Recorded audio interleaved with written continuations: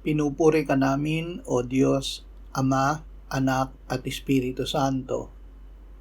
Salamat, Ama, na ibinigay mo sa amin si Jesus na iyong anak, na namatay para sa aming kasalanan, iyong muling binuhay, iniakyat, at iniluklok sa iyong kanan sa langit.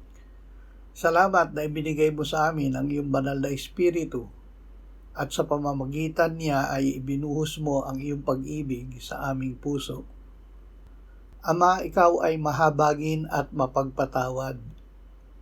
Sinabi mo ito upang kung kami ay magkasala, ay agad kaming lumapit at ipahayag sa iyo ang aming nagawa. Patuloy mo kaming linisin ng dugo ni Jesus. Panginoong Jesus, kung kami ay muling magkasala, ay lalapit kami sa iyo upang ipahayag ang aming kasalanan. Muli ay kunin at alisin mo ang lahat ng ito sa amin. Amen.